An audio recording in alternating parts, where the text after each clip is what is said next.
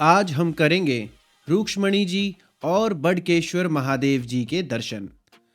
प्रभु कृष्ण की प्रिय पत्नी और लक्ष्मी जी का अवतार देवी रुक्मणी जी का यह मंदिर द्वारका से महज 2 किलोमीटर की दूरी पर स्थित है। ऐसा माना जाता है कि यह मंदिर लगभग 12वीं शताब्दी में बनाया गया था। मंदिर के गर्भगृह में देवी रुक्मणी जी की एक सुंदर संगमरमर की मूर्ति है, जिसके 4 हाथों में शंख, चक्र, गदा और पद्म हैं। यहाँ के पंडित जी ने सबसे पहले हमें द्वारका की एक प्रसिद्ध कथा सुनाई और फिर मंदिर के बारे में भी बताया। चलिए सुनते हैं पंडित जी से। जय पार्वती पते हर हर महादेव। सभी यात्रियों का और सभी भक्तों का मां रुक्मणी के दरबार में स्वागत है। शारदीय नवरात्र चल रहा है, माता का पूजन हो रहा है।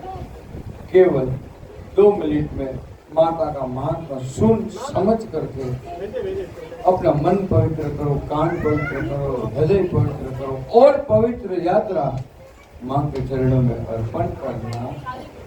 तो रुक्मणी जी को भगवान श्री कृष्ण विदर्भ देश कुंदनपुर गांव और भीष्मक राजा का घर उमरावती नगरी महाराष्ट्र वहां से हरण करके द्वारिका लाए। श्री कृष्ण भगवान के साथ में मां रुक्मणी जी का शादी हुआ। पटरानी हुए, मन में एक गर्व आ गया कि मेरे समान कृष्ण को प्रिय कोई रानी नहीं।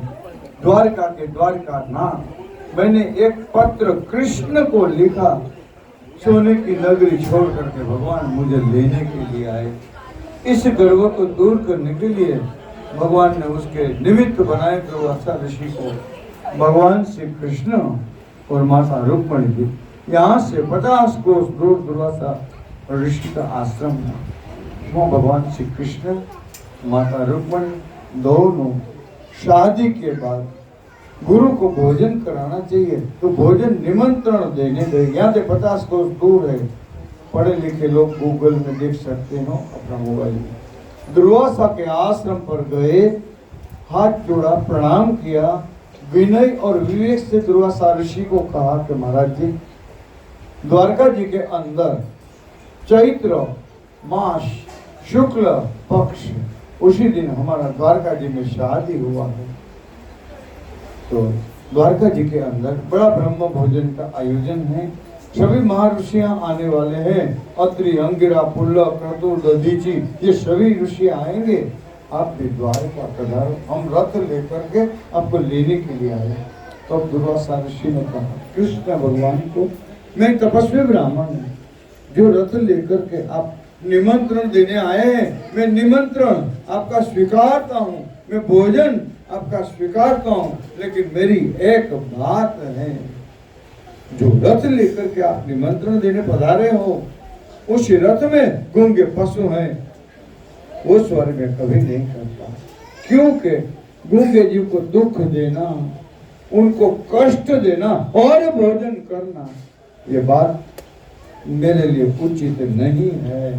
तो भगवान श्री कृष्ण समझ गए कि अपने कुल पुरोहित है गुरुवार, क्या कहना चाहते हैं गुरुदेव। तो अंतर्यामी कृष्ण तुरंत समझ गए। तो उन्होंने रथ के 4 अश्वों को खोल दिया। धर्म, अर्थ, काम और मोक्ष के दौड़ते ही रहते गुरु। वो अश्व को छोड़ दिया भगवान और खुद भगवान श्री कृष्ण माता रुक्मणी दोनों रथ में जूट गए। रथ में जूट करके गुरु को रथ में बिठा के गुरु मार्ग का महिमा गाते गाते आधा मार्ग तो पार कर दिए, लेकिन आधे मार्ग पर सूर्य देव अति तापमान हो गए। मां रुक्मणी जी को धूप लगने से, परिश्रम की वजह से जल की प्यास लग गई। राजा की कुंवरी है, राजा की बहू है, कठिन परिश्रम क्या होता है रुक्मणी जी ने कभी अपने कान से सुना नहीं था। और कृष्ण को कहा कि हे नाथ, मेरा प्राण व्याकुल है, मुझे पीने की जल चाहिए, कहीं जल मिल जाएगा। तो भगवान श्री कृष्ण ने अपने योग शक्ति के माध्यम से भूमि के अंदर गंगा का आकर्षण किया और अपना बायां पैर भूमि में दबाए चरण गंगा निर्माण कर दिए। मां रुक्मणी जी ने पानी पिया। आज भी स्थान मौजूद है, आज भी पानी निकल रहा है। रुक्मणी जी ने पानी तो पी लिया, प्यास बुझ गई, लेकिन एक छोटी सी गलती हो गई। रथ में बैठे हुए कुल पुरोहित दुर्वासा ऋषि उनको आदर सत्कार करना भूल गए। बिना आज्ञा दुर्वासा ऋषि की पानी पिया। न दुर्वासा को पूछा कि महाराज जी आप जल लेंगे कि नहीं लेंगे। धूप की वजह से, परिश्रम की वजह से वो बात रुक्मणी जी भूल गए। बिना आज्ञा पानी पिया। दुर्वासा ऋषि अपने क्रोध के स्वरूप में आ गए और उनके मुंह से दो शब्द निकल गया क्रोध में कि पति पत्नी दोनों का वियोग हो जाए। इसीलिए द्वारकाधीश का जो मंदिर है वो गांव में है और रुक्मणी जी का मंदिर यहाँ पर है। ये भूमि के ऊपर दुर्वासा ऋषि ने माता रुक्मणी जी को 12 साल तक अकेले बिठाए तप और भक्ति करने के लिए। ये भूमि पर माता रुक्मणी जी ने अकेले 12 साल तप किया और दुर्वासा ने क्रोध में श्री कृष्ण को कहा कि हे कृष्ण जी, आपकी सोने की नगरी है, ऐसे की ऐसी रहेगी। देखो झंडा दिखाई पड़ता है, दोनों एक ही लाइन में है। नगरी आपकी सोने की है ना, ऐसे की ऐसी रहेगी, सब कुछ मिलेगा, जो मांगोगे मिल जाएगा, नगरी सोने की रहेगी, लेकिन भूमि पर पानी पाताल तक खारा रहेगा। ये मेरा श्राप है। उस श्राप के कारण मां रुक्मणी जो है ना यहाँ बैठे और चारों ओर खारा ही खारा जल और बीच में ये कहीं पे भी आपने सुना होगा कि नदी कभी खारा नहीं होता है। कहीं पे भी अपने नदी खारा देखा नहीं है, कहीं पे भी होता ही नहीं। वो माँ का स्वरूप है, नदी है वो। तो वो हमारे गोम की महारानी बह रहे हैं खड़ खड़ खड़ खड़, लेकिन जल खारा है, चारों ओर खारा पानी और बीच में विराजमान रुक्मणी रानी। ये भूमि के ऊपर अपने अपने पितरों को याद करना है।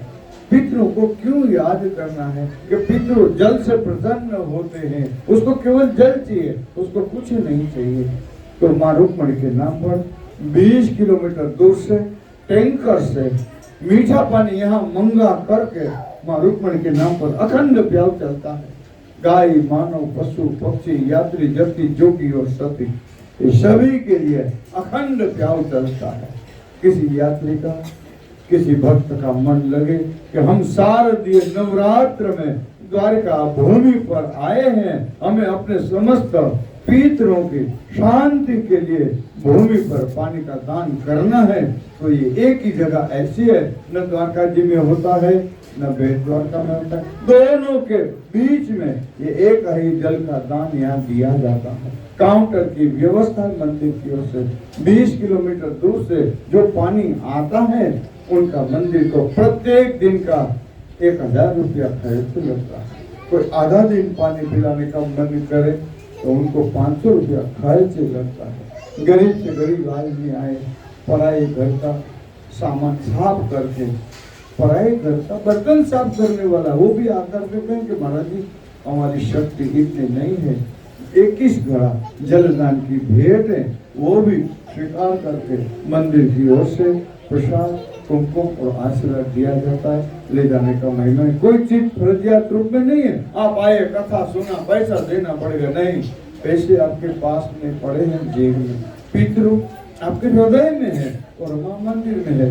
मन लगे कि नवरात्र में अपने समस्त पितृ शांति के लिए पानी का दान देना है तो काउंटर पर जल का दान करना, नहीं बने सब लोग हाथ जोड़ो और अपने पितरों की प्रार्थना मेरे साथ करना है।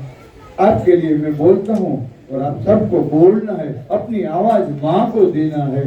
मध्याह्न काल के समय में आए हैं, सभी लोग बोलेंगे, बोलो श्री गणेश, श्री गणेश, गौ घाट, गौ घाट, पांडव घाट, पांडव घाट, शंख नारायण, शंख नारायण, संगम नारायण, संगम नारायण, चक्र नारायण, चक्र नारायण, समुद्र नारायण, समुद्र नारायण, सूर्य नारायण, सूर्य नारायण, हमारे हमारे समस्त पितरों की शांति के लिए हे माँ आपके दरबार में आए हैं हमारे समस्त पितरों को शांति देना मोक्ष गति देना परिवार में सुख शांति प्रदान करना जैसी मनोकामना सुदामा जी की मीराबाई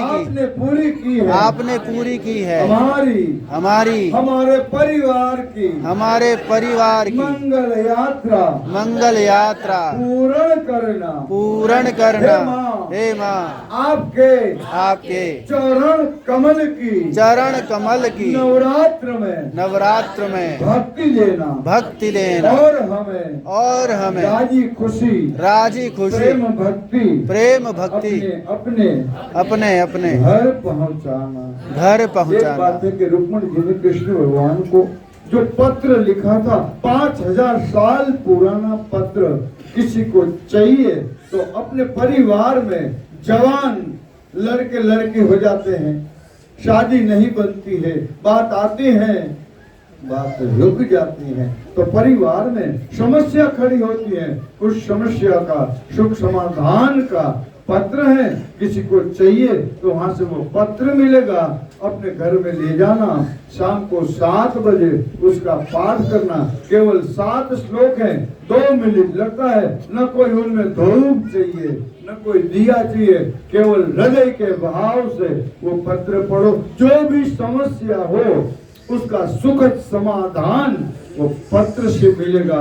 किसी को चाहिए तो भागवत से लेकर के वो पत्र को, अपना ग्रंथ भागवत में स्थान मिला है बड़ा, तो पत्र किसी को चाहिए तो वहां से लेना, जल पीना, शांति से अंदर आना, तो पानी का दान देना।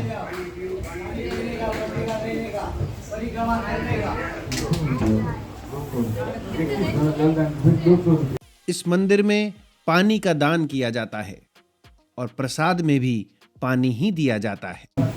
चलो आगे चलते रहो। Like share comment.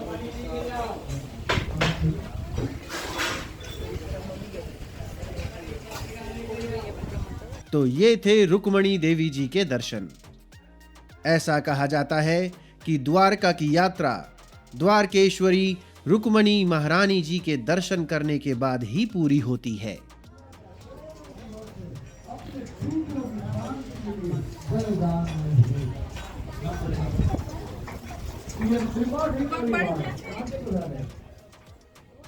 अब हम चल दिए बड़केश्वर महादेव जी के दर्शन के लिए।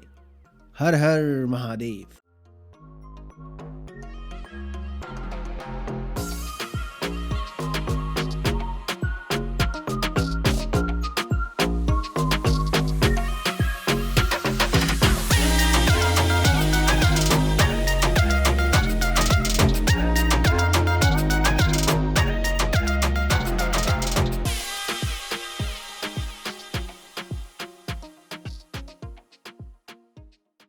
ये राइट साइड में आप देख रहे हैं विघ्नेश्वर महादेव का मंदिर और सामने है बड़केश्वर महादेव जी का मंदिर।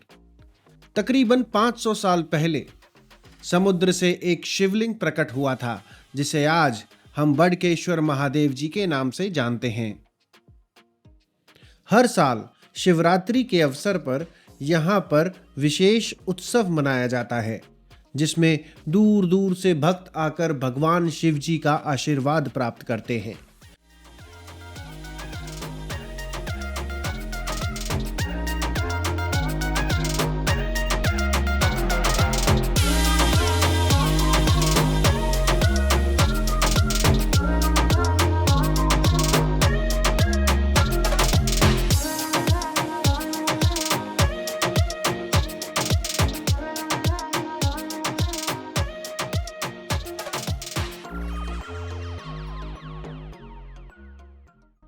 इस मंदिर का अलौकिक दृश्य और समुद्र की लहरों का शोर लोगों के मन को शांति और सुकून देता है। बड़केश्वर महादेव मंदिर शिव भक्तों के लिए एक विशेष स्थल है जो उनकी आस्था और भक्ति का प्रतीक है। यहाँ का आध्यात्मिक और शांत वातावरण लोगों को मंत्रमुग्ध कर देता है। समुद्र के किनारे स्थित यह मंदिर अपने सुंदर दृश्यों और शांति के लिए जाना जाता है। यहाँ आकर लोग शिवजी की पूजा करते हैं और अपने मनोकामनाओं के लिए प्रार्थना करते हैं।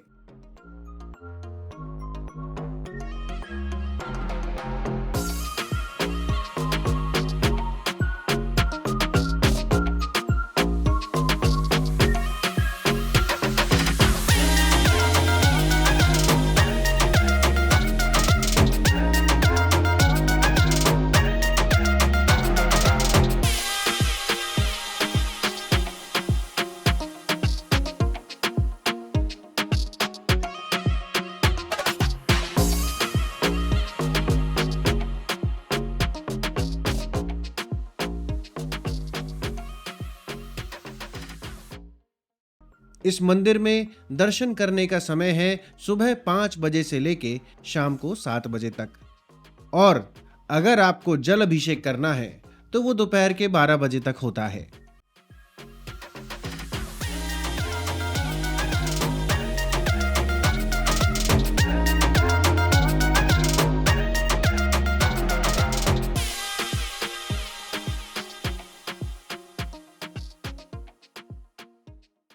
मंदिर में आप शॉर्ट्स के अंदर दर्शन नहीं कर सकते। आपको या तो पैंट पहननी होगी या आपको लुंगी लपेटनी होगी, जो यहाँ पे मिल भी जाती है।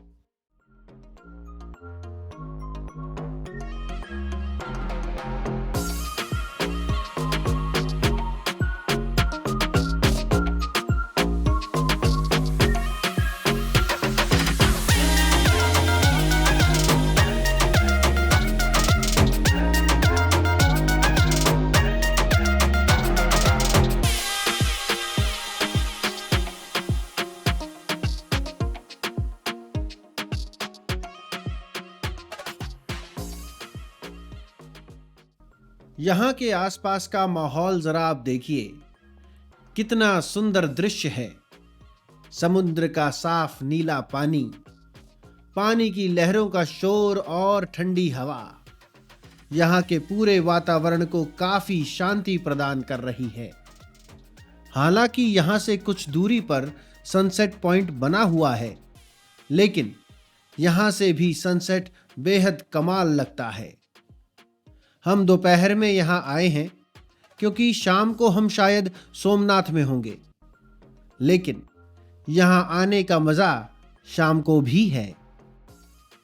आप यहाँ आएंगे तो देखेंगे कि यह मंदिर सिर्फ भक्ति का एक स्थान ही नहीं, बल्कि एक प्राकृतिक स्थल भी है, जहाँ काफी श्रद्धालु सुकून के कुछ पल बिताने भी यहाँ आते हैं। यदि आप द्वारका की यात्रा पे हैं तो बडकेश्वर महादेव के दर्शन करना एक अद्भुत अनुभव होगा। आई बिलीव आपको ये वीडियो अच्छी लगी होगी।